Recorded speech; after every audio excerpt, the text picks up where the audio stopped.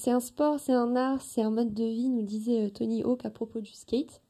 Ce soir, sur le plateau des rencontres du Lavoir, on va décrypter les codes esthétiques de la vidéo et de la photo. On va aussi s'interroger sur l'influence des médias sociaux autour du skate. Donc, l'image dans le skate, une esthétique en mouvement, en présence de mon binôme habituel Benoît, en présence de Mélodie Sissou, réalisatrice et skateuse, en présence de Thomas Courteil, vidéaste et skateur. Voilà. Dans le cadre de cette programmation au Lavoir numérique, on a une exposition qui s'appelle On Concrete de François Bellavas et Benjamin Roulet. C'est une exposition qui expose un peu deux points de vue, celui d'un skater et de celui de quelqu'un qui ne skate pas. Et ça va être un peu, je pense, notre point de vue à tous les deux, de non-skateurs. On va poser des questions cons. Voilà, on est très curieux et curieuse de cet univers, parce que moi, finalement, j'étais très spectatrice de cet univers, via le cinéma, via les jeux vidéo, via beaucoup la musique. Je parlais tout à l'heure en rigolant d'Avril Lavigne, mais c'est pas une blague. Je ne skate pas, mais je connais Avril Lavigne et Sum 41. Donc j'ai toujours été très curieuse de cet univers-là, et donc je me demande comment esthétiquement ça peut être retranscrit. Et donc la première question que j'aimerais vous poser, c'est le début. Comment vous avez commencé à skater? Comment vous avez commencé à filmer le skate? Ok.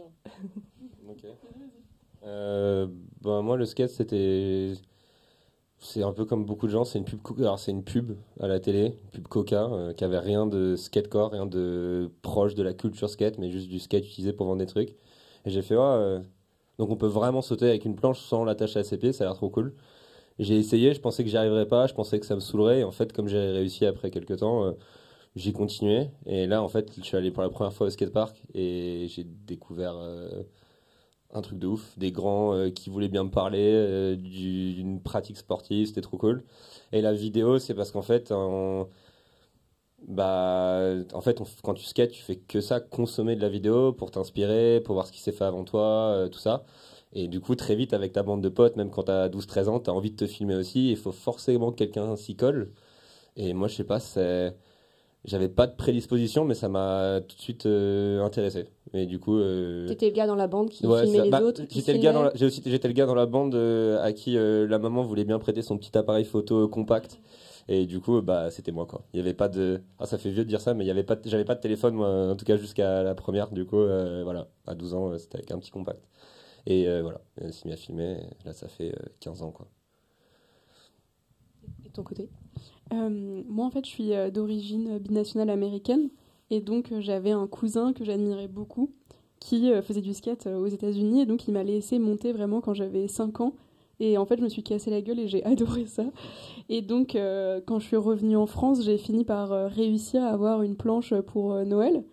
Et donc, j'ai commencé à skater chez mes grands-parents en Bourgogne.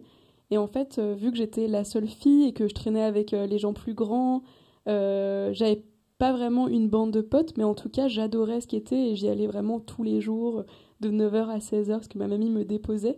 Mais j'avais aucune idée qu'il y avait une communauté skate. Parce que déjà, j'avais 9 ans, donc j'avais pas accès aux réseaux sociaux. Enfin, déjà, ça existait pas vraiment en 2009. Enfin, il y avait Facebook, mais c'est tout. Et c'est que à partir du collège où j'ai commencé à rencontrer d'autres skateurs qui venaient du coup de Paris, où j'ai commencé à skater à Paris et à petit filmer avec un appareil photo compact aussi que mon papa m'avait prêté. Et petit à petit, ça s'est inscrit dans des thématiques plus personnelles liées au genre et liées à mon travail de cinéaste, parce que je fais plus du ciné que de la vidéo, même si j'adore aussi le travail que je peux voir de part ou autre. Dans ce que vous dites, il y a un point commun, c'est que toi tu dis j'ai commencé à rencontrer des grands qui m'ont parlé de skate, qui m'ont appris des trucs. Toi aussi pareil. Est-ce que le skate du coup c'est forcément une pratique qui est collective ou est-ce qu'on peut apprendre à faire du skate tout seul? En tout cas, moi j'ai appris un peu toute seule. Après, j'harcelais un peu les grands pour qu'ils m'apprennent et pour qu'ils m'autorisent un peu, parce que j'avais très peur de tenter des choses et j'avais besoin de savoir si je pouvais le faire. Et donc je me tournais systématiquement vers eux en disant: est-ce que tu penses que là je peux dropper? Est-ce que là tu penses que je peux me lancer et tout? Et je pense que ça peut se faire seul, mais c'est tellement lié, comme tu le disais, à la culture artistique et à une communauté que c'est dur, à mon avis, de persévérer sans appartenir à un collectif. Parce que ça reste un sport individuel, mais tu es motivé par les autres. Quand tu es tout seul dans un skatepark, tu vas tenir 1 heure peut-être, si tu es vraiment motivé, mais tu as besoin de voir et de constater que les autres évoluent avec toi aussi, quoi. Et c'est là que le rôle de la vidéo devient le rôle d'une transmission, ou au-delà de vérifier si t'as raté ou pas ton trick. Bah en fait, à la base, la vidéo skate, c'était quand même vachement ça, parce qu'en fait, le skate, c'est super éphémère. Faut pas être de nature méfiante, mais si ton pote, il te dit, ah, j'ai fait tourner ma planche sur 15 marches, mais qu'il n'y a pas de preuve, personne ne te croira. Donc il y avait déjà cette volonté de figer un moment qui était, quand la vidéo skate a commencé, c'était surtout ça, c'était figer ce qui se passait à un instant T, à un endroit T, et ensuite pouvoir le diffuser. C'est pour ça qu'au tout début du skate, vu les moyens qui étaient utilisés, la pellicule et tout, c'est dur de savoir qui a vraiment inventé quoi. Parce qu'on a beaucoup mis en avant les skateurs de la côte ouest américaine, mais en fait, ça se trouve, il se passe à peu près la même chose dans la côte est, par exemple. Et le but, c'était juste de capturer le moment où il y avait eu une nouvelle figure, une nouvelle prouesse technique, ou même un nouveau trick, quoi, et pouvoir le transmettre ensuite. Donc à la base, c'est quand même vachement ça, la vidéo dans le skate, c'est avant, et ensuite, il y a toute une question esthétique, mais avant la question esthétique, c'était quand même de base montrer qu'est-ce qu'on sait faire. Moi et mes potes et moi, qu'est-ce qu'on sait faire et qu'est-ce que toi, tes potes, ils savent faire, grosso modo. Et ensuite, il y a toute une question d'esthétisme qui a pris énormément de place, et heureusement, sinon, on serait un sport classique. Mais... Donc c'était plus pour se la péter que de faire des tutos. Enfin voilà, on va pas remonter à l'histoire du skate, mais c'était quand même plutôt des gens qui avaient 15 et encore 15 ans, je suis gentil, qui skataient. Donc forcément, il y avait tout ce côté un peu nul qui va avec l'adolescence de je vais plus vite que toi, je saute plus loin que toi et tout. Mais même, je pense que c'est quand même pour montrer que c'était possible, parce qu'en fait, nous maintenant, on sait que tu peux faire tout le monde sait ce qu'est un ollie, sauter avec une planche, un kickflip, faire tourner la planche. Mais à l'époque, les mecs, on leur a donné un bout de bois, 4 roues, et on leur a dit, bah, faites ce que vous pouvez. Et pendant longtemps, on a cru que c'était que possible de tourner, de faire du slalom par terre, ensuite dans les piscines abandonnées tourner, et ensuite carrément de pouvoir décoller sans aucun tremplin ni rien. Et ça, si tu te le disais juste par lettre, ou si tu disais ah ben c'est possible de, ah mais comment on fait, si moi je peux pas voir, si les mecs qui savent faire ça, ils sont que dans, désolé je dis que les mecs, mais c'est vrai que à l'époque malheureusement c'était beaucoup des mecs, mais si les personnes font ça là-bas, qui me montrent pas moi, si on habite à plus de 10 000 km l'un l'autre, comment je vais pouvoir apprendre moi, ça va être mal. Et ben non, bah tu vas m'envoyer la péloche, tu vas m'envoyer une capture d'écran, on va trouver un moyen, quoi. Donc au début c'était vachement ça, c'était quand même montrer. T'as quelques repères comme ça qu'on pourrait regarder, des vidéos qui traînent sur YouTube pour voir un peu l'évolution de comment c'est filmé? Bah, on peut en avoir 3-4, mais du coup on va avancer vachement dans le temps. On va partir des années 90, Ouais. on va regarder un fragment de 10-15 secondes, et ensuite on va regarder un truc des années 2000, et ensuite 2010, et Bah, si après, ça vous va, on peut et après on regarder sera ça. de nos jours, quoi. Mais On peut regarder ça comme ça nous permet de voir un peu l'évolution. j'ai pas des de décennies. référence pour la partie va. où c'était purement à la péloche, parce Ouais. que c'est pas une période qui m'intéresse. Alors la Peut-être les péloche, archives la sont péloche c'est limitées. trop bien. Tu Non sais, mais là, Roulis Roulant, là, le court-métrage Ouais, c'est des années vrai. 70, ouais, il rouler est sur roulant, YouTube. c'est bien, ouais, j'avoue. C'est pas une... Ça C'est n'existait pas pas une- les parts en même temps à cette Oui, voilà, époque-là. ouais. Mais tu peux... Non, c'est vrai, de ouf. Ouais, rouler roulant carrément. Roulis roulant, c'est pas le truc C'est le canadien? premier court-métrage Ouais. sur le skate. C'est le premier Ok. film de skate et il a eu, je crois... Bah, La va. Palme Non, d'Or mais ça, du par contre, ça, court-métrage, un truc comme ça. garde-le parce que c'est très bien pour la période qui a suivi. Ça c'est quoique non, ça c'est même à la péloche encore. Non, ça c'est à la I8 je pense. Ah bah, de toute façon, si c'est avant les années 2000, bah, avant les années 80. Bah, c'est un bon exemple de ce que tu disais, les piscines. Voilà ouais. Comment t'appelles ça? Un pool. Un pool, ouais. Merci. tout Ouais, un simplement. pool. Ouais. En anglais. Bah, après tu peux bel et bien dire une piscine, hein. C'est juste voilà, au skatepark Je m'adapte au vocabulaire. Non, mais au skatepark personne dirait une piscine, mais en soi c'est une piscine. Ben, ça a été pratiqué parce qu'il y a eu une énorme canicule un été et les créateurs de boards ont commencé à se dire bah, on va essayer de rouler là-dedans parce que ça ressemble aussi au surf finalement. Parce que moi, c'est typiquement le genre d'image dont je vous parlais quand Mm. je ne connais le skate qu'à travers les différents cinéma, musique et jeux vidéo. Et c'est, la piscine, moi, c'est typiquement l'image que j'ai. Hein. C'est Sam 41 qui joue dans la piscine. Enfin, voilà. Oui, il y a un côté très intuitif du truc où tu as une planche à roulettes, tu vois une piscine, la forme, automatiquement tu te dis bah oui, oui j'y vais dedans, quoi. Alors, sauf qu'en réalité, les piscines californiennes, elles sont quand même super raides. Genre, le rayon de courbe. Ah oui. Ouais, genre, même un skateur confirmé qui a skaté toute sa vie à République, qui a skaté dans la rue, on le fout dans une piscine, c'est pas Ah facile. oui. Donc, à l'époque, ce qui est fou, c'est que les gens pensent que du coup, c'était hyper facile, hyper intuitif. Genre, tu descends dans un skate et tu fais direct ça. Mais pas du Oui, tout, non. ça leur a pris plusieurs semaines, mois. Bien sûr, mais l'idée de te dire, ok, là-dedans, je peux y aller, même si ça va demander un peu d'entraînement et tout, mais tu vois, l'idée me semble plutôt intuitive. Après, te dire si c'est réalisable, si c'est possible, si tu peux faire ça sans te casser deux bras, Ouais. ça vient après. Bah, moi j'ai beaucoup de respect pour ces mecs-là parce que intuitif maintenant qu'on a l'esprit chargé de toutes ces images de gars dans les piscines, mais la première personne qui s'est mis devant un bowl, qui a vu un mur comme ça et qui a dit, ouais, je vais descendre. Ouais, ok, d'accord, ok, bah vas-y. Moi, ça aurait été mon pote, j'aurais peut-être appelé les urgences directement, quoi, parce que si t'as pas le référent, si tu sais pas que c'est possible, c'est comme tout dans le skate, c'est pour ça que le niveau en skate a fait qu'augmenter, c'est parce qu'en fait, à travers les vidéos, à travers les photos, les gens savent ce qui est possible, et à partir du moment où tu sais que c'est possible, bah, en fait, ça le devient, alors, jusqu'à une certaine limite, qui est celle de ton niveau et tout ça, Oui, bien sûr. mais voilà, au moins tu Et sais puis que c'est t'as des possible. astuces à chaque fois, puis Oui, t'as voilà. quelqu'un qui fait, ok, alors ça j'ai réussi à le faire un peu plus facilement parce que je m'y suis pris comme ça, puis quelqu'un Voilà. derrière qui a fait, ok, je pars de cette base-là, mais moi je fais un autre mouvement et du coup c'est encore plus facile, et c'est ça Exactement. qui fait que ça va plus vite. Ça, j'imagine. c'est dangereux, non plusieurs comme ça. 1965, du coup. Ouais. court-métrage. Et c'était à Cannes, du coup, ce court-métrage. C'est le... C'est quoi l'autre classique? C'est, toi tu vas peut-être savoir, Trocadéro Bleu Citron? Ah non, je vois Non, pas. c'est un truc aussi, ils font le catamaran, là, la figure à l'ancienne, Ah, ok. devant la Tour Eiffel. Ça doit être années 80, je pense.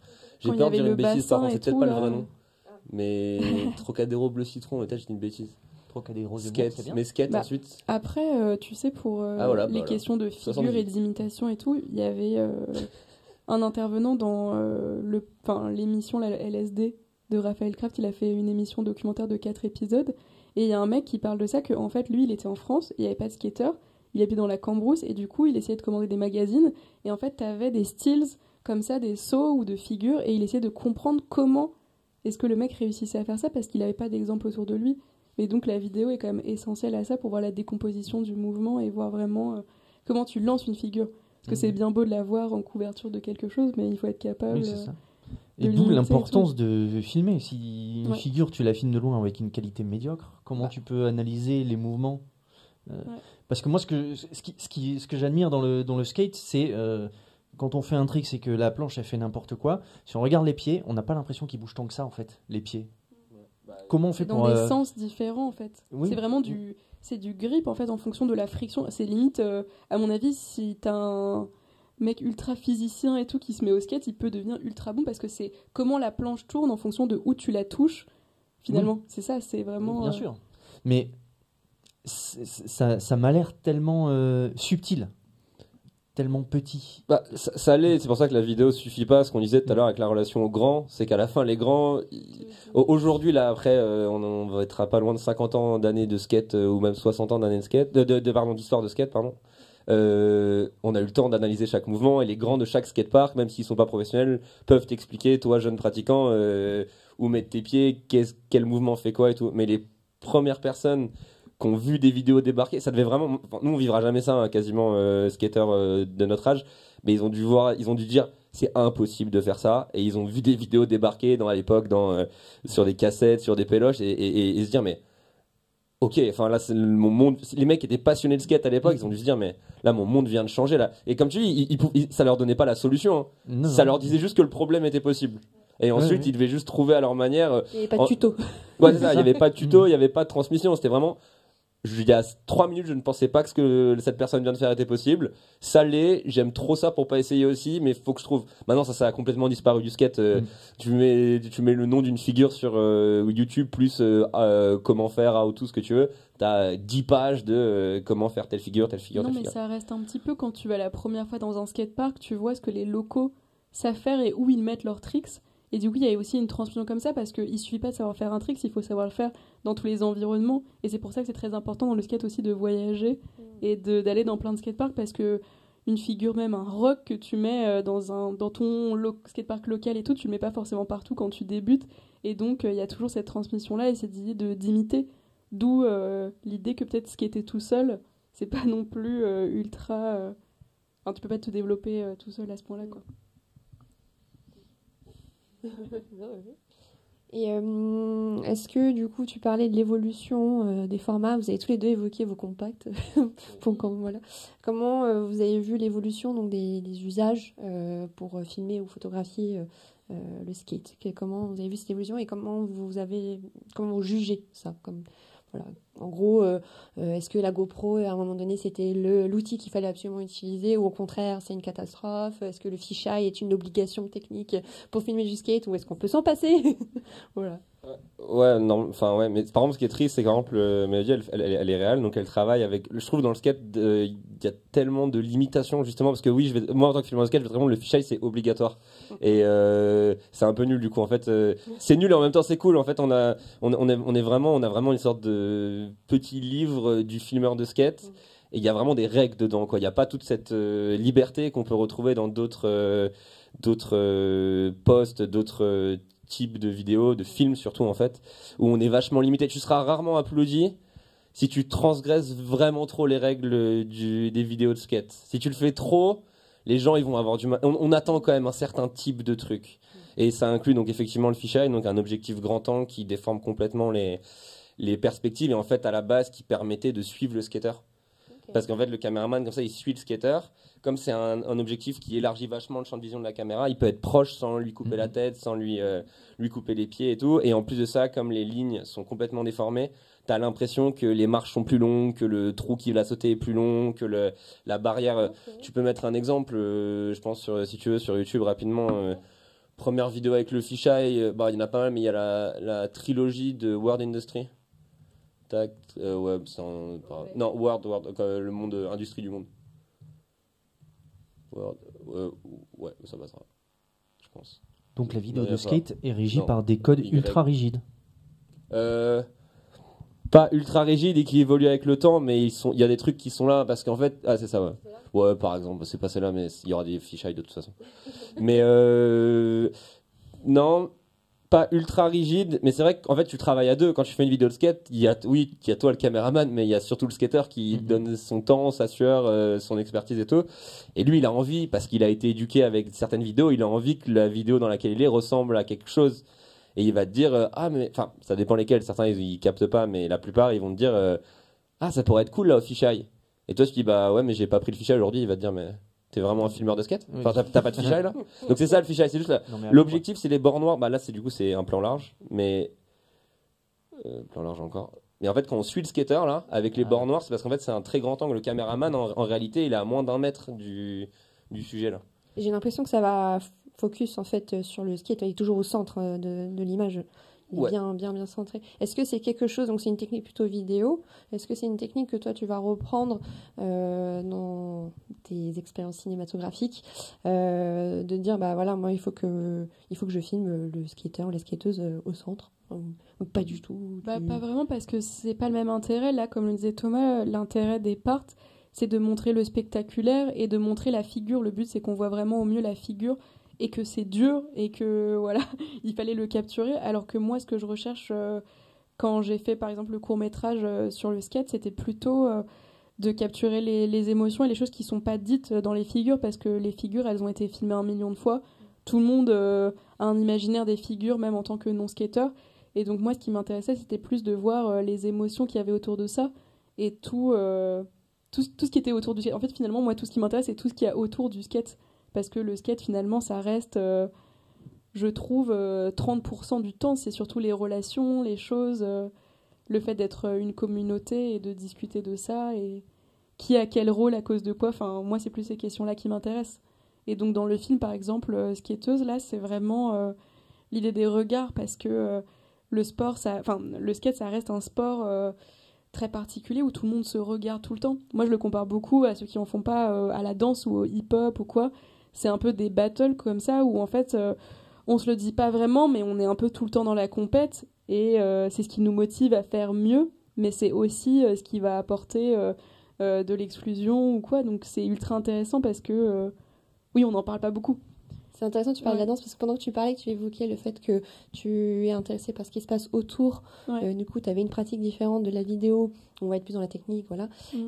Typiquement, filmer la danse, ça peut être l'un ou l'autre aussi, c'est de dire, bah voilà, est-ce que je focus sur un mouvement parce que je veux montrer la technique, je veux faire juste une captation, ou est-ce que je veux chercher le regard du danseur ou être un peu plus dans la connexion de ce qui se passe autour. Oui, c'est ça. Après, ça se passe un peu dans les pas parce que Thomas me disait que maintenant on filme beaucoup aussi les yeux et un peu les émotions des skateurs parce qu'il y a une persévérance. D'ailleurs, pendant très longtemps, on mettait pas forcément tous les échecs des skateurs, ou en tout cas que les grosses chutes impressionnantes, alors que sur Thrasher, maintenant, tu as des compiles de Hall of Meat et tout, ou je sais plus quoi. T'as même les rockets, les trucs où ils enlèvent en fait une part, donc c'est une section, c'est une vidéo de 3 minutes, 3-4 minutes, avec que le même skater qui va réussir des figures, effectivement. Et là maintenant, Thrasher, donc un des magazines majeurs de skate américain, publie quelque chose qui fait plus du coup, genre 10-15 minutes, sans musique, avec la majorité des essais, pas que les grosses chutes, pas que genre, juste pour montrer que les mecs, que les personnes qui skatent, elles mettent entre 20 et 100 tries, peut-être 150 tries pour réussir une figure. Il y a un peu un fantasme finalement du skate où il faut donner l'impression que c'est facile, alors que c'est pas facile et que la plupart des gens, on l'a vu dans le docu sur Tony Hawk là, qui est sorti sur HBO et tout, ils détruisent leur santé. En fait, à ça aussi. Ça me fait penser à ces vidéos de trickshot qu'on voit notamment sur YouTube et sur TikTok où les gens font des trucs de ouf. Ouais. On a toujours l'impression qu'ils le font en un coup. Et puis effectivement, maintenant, de plus en plus, ils font le même travail où ils montrent tous les essais et ils montrent combien d'heures ça leur prend. Et il y en a, ils mettent 14 heures pour faire... TikTok, c'est fait pour des spectateurs. Les spectateurs n'ont pas envie de regarder 5 minutes de quelqu'un qui galère à faire un truc. Ils veulent voir le truc joli. Ils veulent voir la chute qui fait mal et ils veulent voir quand c'est réussi. Le spectacle. Typiquement, la série là qu'on voit, My War, c'est ça en fait. Ça va au-delà même de juste montrer les chutes. C'est carrément le skater qui parle de toutes les galères auxquelles on peut faire face quand on essaye un trick en mode, je sais pas, on a dû faire 3 heures de route pour aller au spot, on a crevé un pneu, donc cette fois on n'a pas pu y aller. Puis ce jour-là, j'ai raté le bus et du coup le filmeur il est arrivé 3 heures en retard. On n'a pas pu commencer à filmer avant la nuit et j'y suis retourné 10 fois en l'espace de 4 ans pour 3 projets différents. Et puis au final, un jour c'est passé alors que j'avais pas dormi ou j'avais été malade la nuit la veille. Enfin bref. Et c'est assez intéressant parce que c'est vrai que, pour quelqu'un qui sait pas, ça met vraiment en lumière le je sais pas si on peut dire que c'est du travail, mais de la dédication, l'entraînement, comment on appelle ça, on a du mal à le voir comme un sport, mais c'est vraiment c'est de l'entraînement. Enfin, tu t'échauffes pas et tout, mais tu persévères et il faut essayer pour réussir une figure. À ce stade-là, c'est presque bizarre, quoi. Enfin, il y a vraiment des gars dans les My War, et après on l'a tous vécu, mais il y a des gars qui reviennent mais pendant 5 années différentes, 2 fois par an. 5 heures, surtout les Américains, ils aiment bien beaucoup conduire, 5 heures de route pour y aller, au final se rendre compte que ce jour-là, la sécurité elle te laisse pas skater ou aller jusqu'à ce que tu trembles et que tu puisses plus marcher et te dire bon, je reviendrai, et tu reviens un jour. Enfin, franchement, c'est pas ça, je pense que ça existe dans d'autres sports ou dans d'autres pratiques, c'est sûr, mais pas non plus dans beaucoup de pratiques. Peut-être l'escalade en mode ce rocher, enfin j'en fais pas, mais j'ai pensé à ça en mode ce rocher, je l'aurai l'année prochaine ou... Oui, c'est l'objectif, le dépassement de soi, je pense que ça existe dans tous les sports. C'est juste que dans les autres sports, c'est le temps ou le nombre de points ou comment tu fais ça, mais peut-être moins de chevilles cassées. Ouais, c'est ça. Aller jusqu'à ce que tu te trempes sur le sol 4 fois d'affilée tous les ans pendant 4 ans pour à la fin, allez, si t'as de la chance, 15 secondes de vidéo. Parce que du coup, on y revient, mais en fait, si tu donnes tout, tu le fais pour toi. Je suis persuadé que ces gens-là le font pour eux, mais c'est quand même cool si t'as un souvenir. Ouais. C'est quand même cool si ça sert à un projet artistique derrière et que tu l'as pas fait juste pour toi. Déjà parce que personne te croira. Il faut en vivre aussi. Il y a cette question-là aussi. C'est que pourquoi c'est filmé, ok, c'est pour se montrer ce qu'on sait faire, mais il y a plein de gens qui sont là aussi en but de professionnalisation et d'en vivre et tout, et que si tu te donnes à fond et que tu sais qu'à 50 ans, ton corps il vaudra plus rien, t'as intérêt à avoir bien bossé et avoir été sponsor par des gens et tout, sinon qu'est-ce que tu fais après aussi, de toute façon, qu'est-ce que tu fais après, ok, ça c'est un truc dont on n'a pas parlé, mais c'est vrai que la vidéo de skate, c'est à part la tout début où c'était vraiment que des potes, la vidéo de skate de potes elle existe aujourd'hui plus que jamais. En plus ça, voilà, on en parlera après, mais les téléphones, tout ça machin, tout le monde a une caméra finalement, donc la vidéo de potes elle existe toujours, mais les grosses vidéos, les projets qui ont marqué leur temps dans la vidéo de skate ont toujours été financés par des marques en fait.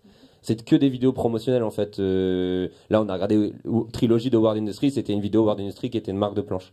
Donc c'est vrai qu'il y a ce côté faut en vivre parce que c'est en fait une vidéo, c'est un investissement pour une marque, faut payer le filmeur, faut payer la personne qui fait les animes, la personne qui fait tout. Allez, bon, maintenant il n'y a plus de DVD et tout, mais avant il fallait presser des DVD, des cassettes, fallait payer des tournées, fallait que les skateurs puissent se déplacer, enfin bref. Donc ça a coûté cher et c'est vrai qu'il y a aussi ça, la vidéo permettait de justifier l'investissement en fait. Il n'y aurait pas eu de vidéo, il n'y aurait pas eu de photo, il n'y aurait jamais eu de tournée par exemple. Les trucs où on mettait 10 skateurs dans un van et on les envoyait à travers l'Amérique du Sud ou les Balkans dans les années 90, il n'y aurait jamais eu s'il n'y avait pas eu une caméra pour les capturer. Parce qu'une marque donnait un budget quand même conséquent et il fallait le justifier, quoi.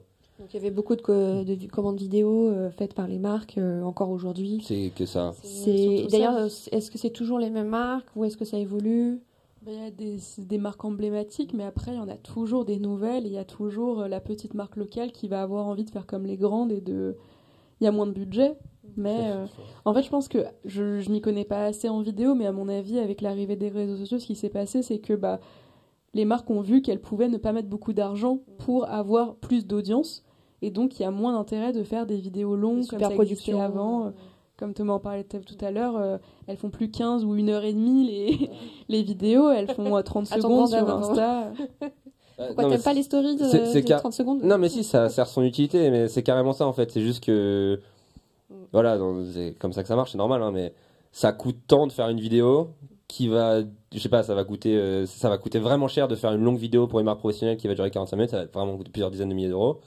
À la fin, les personnes qui gèrent ça regardent le truc, fait on a fait, je sais pas, une vidéo de skate, une plus grosse vidéo de skate sur Thrasher, ça fait grand max 200 000 vues. Et ils vont se dire, mais 200 000 vues pour 80 000 euros, mais on donne 2 000 euros à un TikToker ou une TikTokeuse ou à un Instagrammeur ou une Instagrammeuse, mais on a le même nombre de vues, quoi. On a le même nombre d'impressions, ils ont vu autant de fois nos chaussures, ils ont vu autant de fois notre t-shirt, enfin je veux dire, pourquoi on le fait, quoi. Et c'est pour ça qu'en vrai, dans ces moments-là, les seuls qui continuent à faire des vidéos comme ça, c'est soit ceux qui ont trop d'argent, comme Nike, et donc ils le font pour s'intégrer à la culture, soit ceux qui s'en foutent du bilan comptable à la fin et qui veulent juste le faire parce que c'est ce qui pour eux a du sens dans le skate. Leur réputation, leur image. Ouais, même juste là, c'est bizarre, hein, parce que c'est un jeu pour enfants le skate, mais cette espèce de contribution à quelque chose de plus grand qui serait le skateboard. D'apporter sa pierre à l'édifice, aussi petite soit-elle, parmi les dizaines de milliers de vidéos produites maintenant chaque année, vu que dans le de skate. Mais voilà, même si elle fait pas 300 000 vues, même si elle te propulse pas tout en haut d'une marque, juste te dire j'ai fait ça avec mes potes ou avec des gens qui sont semi-professionnels, hein, mais on a fait ça, on s'est donné le temps, on a eu notre vision, on l'a retranscrit et voilà quoi. Et maintenant que ça fasse 10 000 ou 100 000 vues, c'est la même. Enfin, c'est bon, on a fait ce qu'on voulait faire. Mais ça, par contre, ça marche pas quand il y a de l'argent, du coup. J'ai une petite question qui me taraude depuis le début, mais je pense qu'il est un peu lié à tout ça. Toi, tu parles de pratique sportive. Toi, tu parles de sport. Est-ce que vous faites une différence entre les deux ou...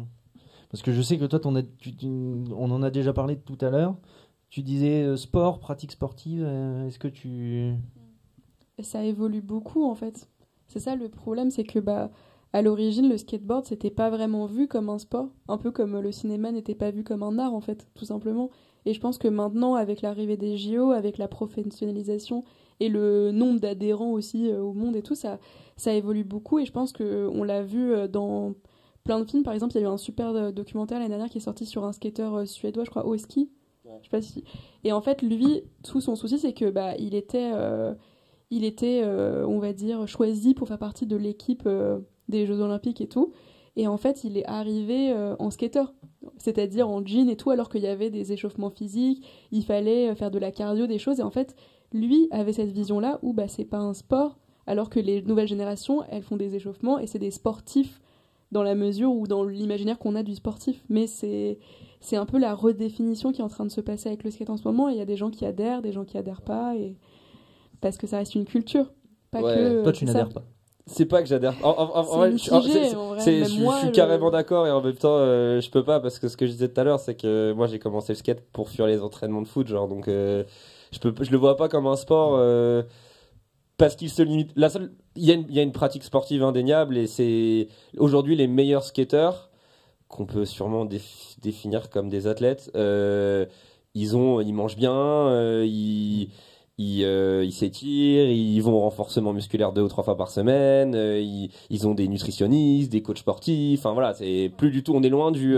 parce qu'il faut le dire, je sais pas si c'est bien de le dire, mais le skate dans les années 2000, c'était les clichés de la société, enfin ce que les gens pensent qu'on est encore, mais c'est-à-dire alcool, drogue, un van, un appart avec 15 personnes, on dort tous par terre et on fait tourner une planche, quoi. Bon, c'est sûrement très drôle et ça fait toujours partie de la réalité du skate, mais c'est pas tout le skate, c'est pas ça, genre le skate au quotidien, c'est pas ça.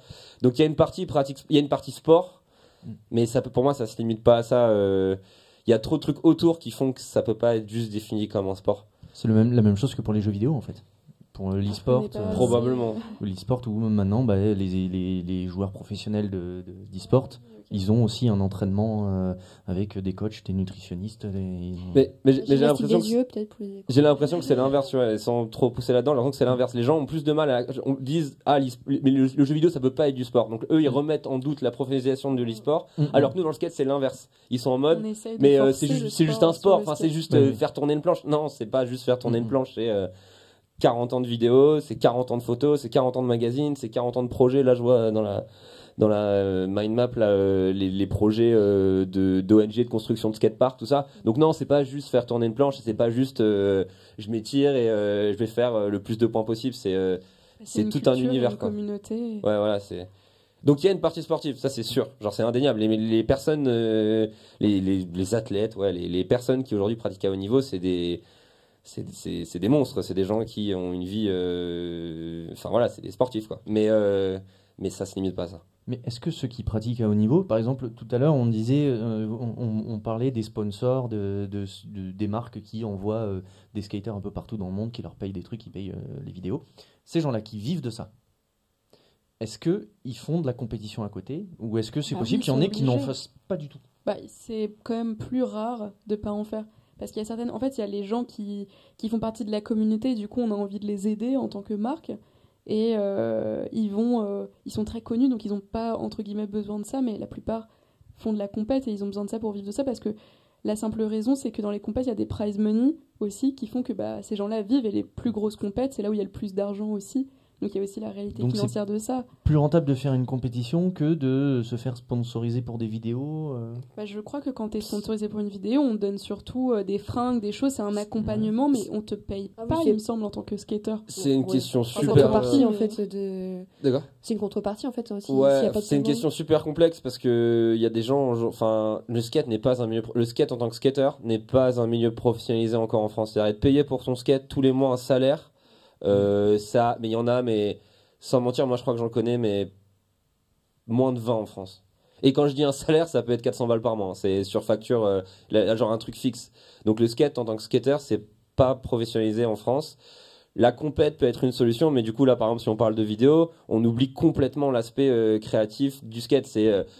C'est des caméras sur trépied avec un live stream et moi quand j'ai taffé au truc Red Bull là, ils étaient très gentils, mais l'équipe de France 2 qui faisait les plans larges, ils filmaient je suis désolé, je reviens avec ça là. J'aime beaucoup le foot, hein, mais ils filmaient du foot la semaine suivante et machin. Ils avaient aucune compétence technique ou œil spécifique au skate. Et ça me gêne parce que, enfin ça me gêne pas, mais la compète tue ce truc où on est quelque chose à part entière, où il y a une façon de faire les choses. Ça, c'est super intéressant parce que du coup, on va arriver au JO avec des gens qui ont l'habitude de filmer des sports classiques, comme traditionnels, qui vont devoir filmer.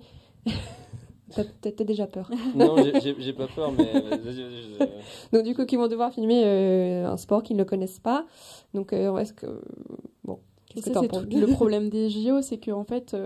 À mon avis, l'envie des JO, c'est d'avoir... En fait, la population qui regarde les JO sont en train de mourir et ils ont besoin de mettre des nouveaux sports. Non, mais c'est vrai. Qui va regarder... C'est ça ton analyse. Non, mais c'est vrai. Ça a été beaucoup dit. Ils ont mis le hip-hop et le skateboard. C'est pas des sports de gens de 80 ans. Enfin, tu sais ce que je veux dire?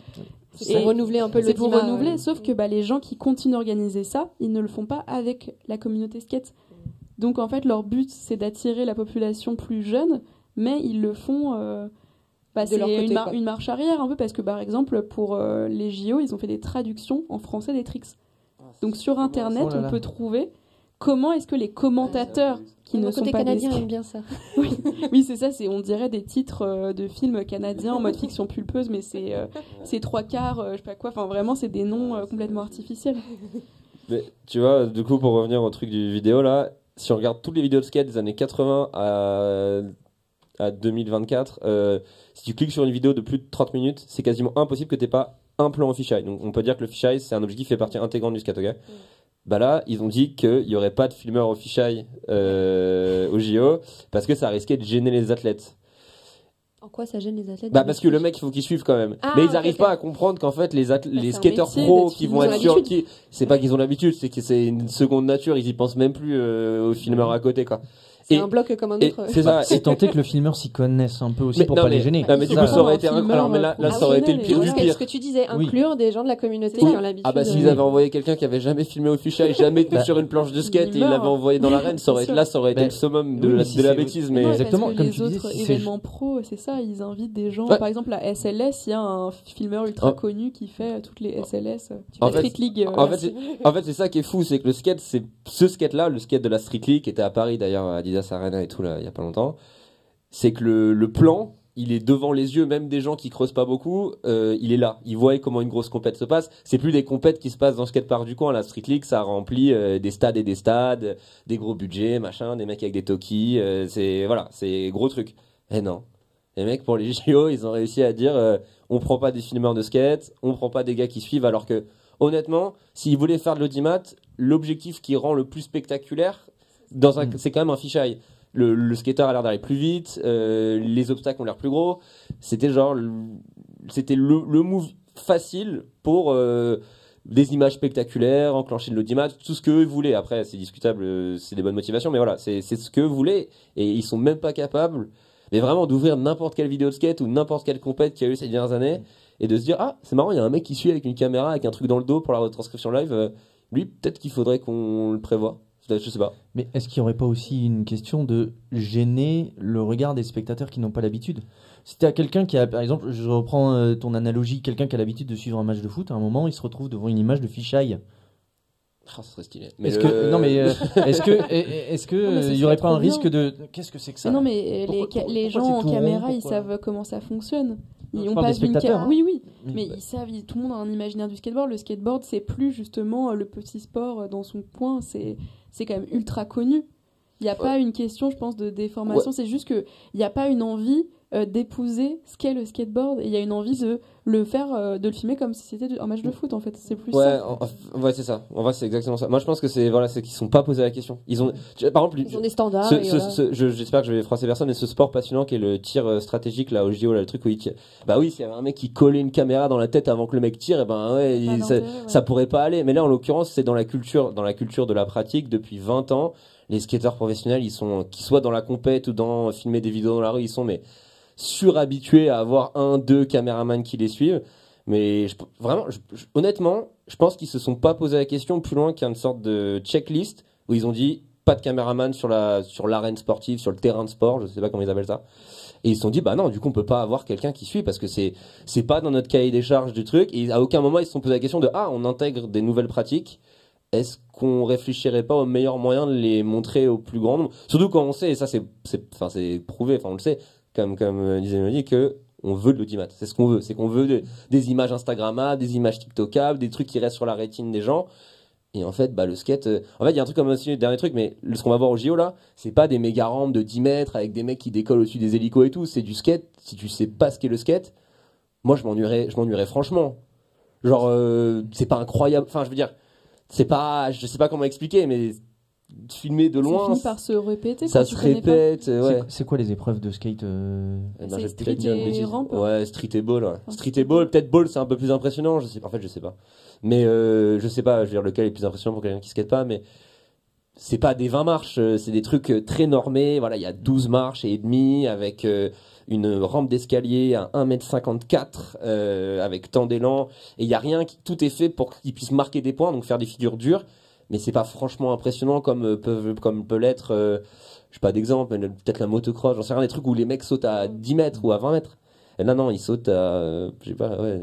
Oula, un grand air en ball, c'est peut-être 3 mètres au-dessus du coping.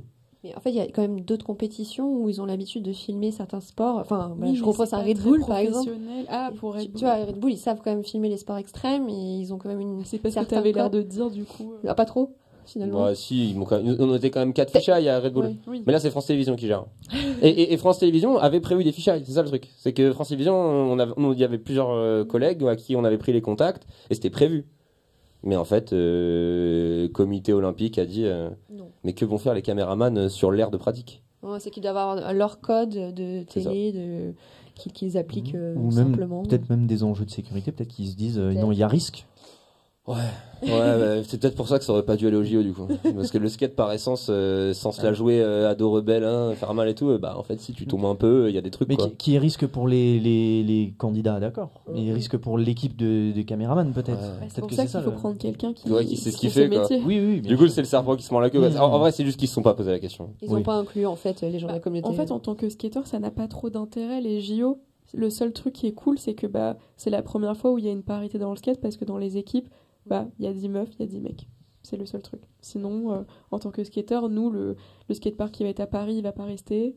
On va pas regarder parce que ça va être moche. Enfin, on va regarder parce qu'il y a les copains, mais c'est tout. En fait, ça va donner de la visibilité, peut-être pour certaines personnes qui C'est connaissent vraiment pas. une question d'audimat pour Et qu'il y ait des puis- gens jeunes, parce que Et peut-être d'inclusivité, effectivement, peut-être que ça va marquer, ça va être un modèle pour d'autres compétitions. qui a regardé sincèrement à 3h du matin Tokyo pendant le Covid? Peut-être mon retour de soirée. Mais le Voilà. léger. Mais non, par contre, ce qui est cool, il faut rejoindre la parité et surtout, la parité et l'accès au skate. Parce qu'il y a du coup des fédérations qui se sont montées dans des pays où il n'y avait pas du tout de skateurs, où ils se sont retrouvés à construire des skateparks. J'ai plus les noms en tête. Je sais plus si c'est au Ghana qu'ils ont fait ça. Il y a une grosse scène maintenant. Il y a eu des pays où il n'y avait pas de scène, genre il n'y avait pas de marque, parce que une fois de plus tout est dans le secteur privé, donc il n'y avait pas de marque à envoyer de planches, il n'y avait pas le matos. Et là maintenant que c'était au JO, qu'il y avait moyen de se qualifier, il y a des ligues, enfin des fédérations qui se sont Ouais, créées. c'est un tremplin, du coup. Et du coup là ça a créé des infrastructures. Et là je pense que même si t'es anti-skate au JO ou même anti-JO, tu peux pas être triste qu'il y ait des gamins et des gamines qui puissent aller skater partout dans le monde, alors qu'avant leur pays, leur ville, leur département, j'en sais rien. Mais un skatepark, c'était c'était même pas sur une liste, quoi. C'était improbable, quoi. Non. Mais il y avait une question d'image aussi. L'image de ce skater un peu délinquant, un peu un stoner drogué à alcool à part à 15. Il y a ça, mais il y a aussi ce qu'on a expliqué tout à l'heure. Je pense qu'en fait, ça coûtait juste cher de skater, quoi. Enfin, je veux dire, le prix d'une planche quand il n'y a pas de distributeur. Donc, imaginons, je sais pas, même là, moi, j'ai traîné un peu à Singapour pour un projet. Singapour qui est par contre une ville où voilà, il y a un pays-ville où il y a des gens qui vivent très bien, où le salaire moyen est très élevé et tout. Mais comme il n'y avait pas de distributeur, la planche de bois de base, si c'était pas une marque locale, elle était 3 à 4 fois plus chère qu'en France. C'est ça, ça colle pas avec le salaire moyen. C'était pas, mais genre 3 à 4 fois facile. Donc j'imagine pas dans les pays où justement les revenus sont moindres, où il y a d'autres priorités. Et là tu te dis que juste pour avoir le droit à ton premier skateboard, faut lâcher des milliers des cents. Bah non, c'est certainement pas une priorité. S'il y a pas de pratiquants, il y a pas d'aire de pratique. Déjà que quand il y a des pratiquants, il y a pas forcément une aire de pratique. S'il y a pas de pratiquants, là c'est juste, il y a eu une motivation, il y a eu des subventions, il y a eu des, je sais pas, moi je suis pas dans ces trucs-là, mais je sais qu'il y a eu des, voilà, si tu te qualifies pour les jeux de qualification asiatique par exemple, ton pays ou ta fédération reçoit des fonds pour faire voyager les skateurs et tout.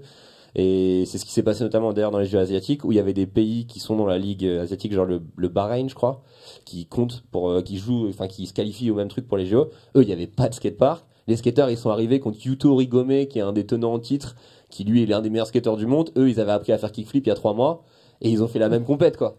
Donc c'était un peu bizarre. Tout le monde était hyper gentil et tout avec eux, mais ils avaient grosso modo le même budget, mais juste 40 ans, 30 ans de skate en moins dans les pattes, donc forcément il y avait pas match, quoi. Mais ça c'est cool en vrai, c'est des gens chez qui on a créé des infrastructures dans leur ville, dans leur pays, et on leur a dit si vous vous débrouillez pas trop mal, il y a moyen de voyager, il y a moyen d'essayer de se qualifier. Et pour la première fois, autant de femmes que d'hommes, ce qui est dans le skate a rarement été le cas, ce qui est bien dommage. Même surtout dans les prix et tout, quoi. Enfin, quand on voit les prize money, c'est genre, je dis n'importe quoi, mais ça va être 1 000 € pour le premier mec et 200 balles pour la première meuf. C'est comme les salaires, alors. Voilà. Super. Et en 2024, hein. Pensez, voilà, quitte à arrêter de dépeindre le skate comme ce truc hyper cool et inclusif, en 2024, t'es beaucoup moins payé quand t'es une femme dans un contest qu'un homme. Et est-ce que c'est toujours les mêmes raisons de type le skate féminin ça vend moins? C'est-à-dire que en fait, vu que les femmes se sont moins mis au skate, qu'il y avait moins de représentation, le niveau qui arrive maintenant avec les nouvelles générations, on l'avait pas nous, la génération des années fin 90 et tout quoi. Et c'est-à-dire que le skate ça doit être impressionnant. Donc forcément quand c'est pas impressionnant, ça paye pas et donc il y a moins de prix. Donc c'était lié à ça, mais maintenant vu qu'il y a de plus en plus de femmes qui skatent et qui commencent sérieusement à rivaliser avec les mecs, parce qu'il n'y a pas de capacité physique concrète qu'un mec et une meuf auraient différentes pour faire du skate. Tout le monde peut faire du skate. N'importe qui peut faire du skate. Au même niveau. Au même niveau. C'est vraiment une question sociétale et la relation à se faire mal et au fait que ce soit un sport d'origine masculine, quoi. Donc maintenant, et je pense que ça commence. Je pense que ça a passé aussi, en fait. C'est ça le truc. Maintenant, enfin, je veux dire, les mecs se permettaient parce que il y avait là il y a un truc qui se passe quand même, c'est que, et heureusement, c'est que j'ai l'impression que ça se fédère vachement chez les skateuses féminines. Là, il y a vachement, et même les skateurs masculins enfin prennent la parole pour défendre ça. Mais pendant longtemps, je crois qu'il y a beaucoup de gens impliqués dans les compètes de skate françaises, européennes, internationales qui sont pas forcément des très bonnes personnes. Et en fait, un prize money, c'est des coups. Et ils se sont dit, au début, ils se sont dit, elles sont pas beaucoup, elles vont pas nous embêter, on leur file le temps. Et puis, moi, elles ont rien dit, on continue. Et là, heureusement, ça s'est arrêté, mais il y a des, on n'est pas là pour parler de ça, mais il y a eu 2-3, pas scandales, mais des histoires un peu connues dans le milieu. Oui, avec Red Bull, là, t'avais vu. Ouais, même là, je vais pas en parler, mais grosso modo, il y a des gens qui juste demandent l'égalité dans les contests en France, à des gens qui, normalement, devraient être pour le développement de la pratique du skate, et on leur répond que, vous aurez l'argent quand vous ferez les mêmes trucs. Alors qu'en fait, déjà, c'est carrément possible aujourd'hui quand on voit le niveau international féminin de faire les mêmes trucs. Et ensuite, si tu es pour le développement d'une pratique, si tu crois en cette pratique, si tu crois en ces pratiquants et ces pratiquantes, si tu veux juste être quelqu'un de normal, tu peux pas. Il y a eu il y a eu des discussions entre personnes qui étaient vraiment très décevantes et c'est triste de voir que... Et ça, c'est le skate de compétition. Je veux vraiment qu'on trace une ligne d'ailleurs entre le skate de compétition et le skate dans la rue. Dans le skate de compétition, il y a vraiment... Le skate sportif. Voilà. On retrouve un peu l'ambiance de vestiaire. Oui. Quoi. Pas qu'elle n'existe pas dans le skate de rue, non, là, mais on la retrouve encore plus dans le skate de compète. Ce truc un peu nul, enfin ce truc vraiment nul de vestiaire. Voilà. On reste entre mecs et on donne les miettes, quoi. Donc voilà. Tu parlais tout à l'heure de crew, j'ai vu qu'il y avait cette association. Mais il y a plus. En fait, ce qui est cool, c'est qu'en France, on a quand même pas mal d'assauts. Enfin, il y a Relax à Paris, il y a Clumsy à Toulouse, il y a Skater à Biarritz, il y a les Chicasses à Grenoble. Enfin, quand même, il y a plein d'assauts qui commencent à fédérer pas mal de femmes et elles ont chacune leur identité et elles permettent, comme Relax, d'encourager des nouvelles générations et les skateuses à se fédérer, quoi. Et je pense que c'est une bonne transition. Il faut qu'on puisse voir ton court-métrage parce que je pense que voilà, l'histoire, c'est ça. C'est une jeune fille qui découvre le skate à travers le regard d'une autre femme et qui finalement est motivée. En fait, ce film, je l'ai fait. C'est un peu un film de commande finalement parce que c'est pour une compétition qui est organisée par Femmes et Cinéma et France TV. Et en fait, l'idée, c'était de faire un court-métrage sur les femmes dans le sport. Et vu que je suis skateuse, j'ai choisi le skate. Et en fait, il y avait certaines contraintes comme montrer un regard singulier d'un personnage féminin et de montrer la transmission vers la nouvelle génération. Donc il y avait ces deux contraintes qui étaient assez simples pour moi à mettre dans mon imaginaire parce que j'ai cette expérience personnelle de skateuse. Mais après, c'était convertir tout ce dont on a parlé en cinéma. Et c'est ça où ça a été un peu un travail plus difficile parce que, par exemple, concrètement, le chef opérateur image, il savait pas filmer du skate. Donc, il a dû regarder des parts, je lui ai montré un petit peu des choses. Et on a quand même pris la décision que ce soit moi qui filme les tricks en travelling parce que, dans des moyens techniques, on n'avait pas les moyens de louer non plus des énormes trucs de ciné. Donc, il fallait quelqu'un capable sur un skate... de skater, donc tout le monde y a un petit peu appris et pris goût aussi sur le tournage, quoi.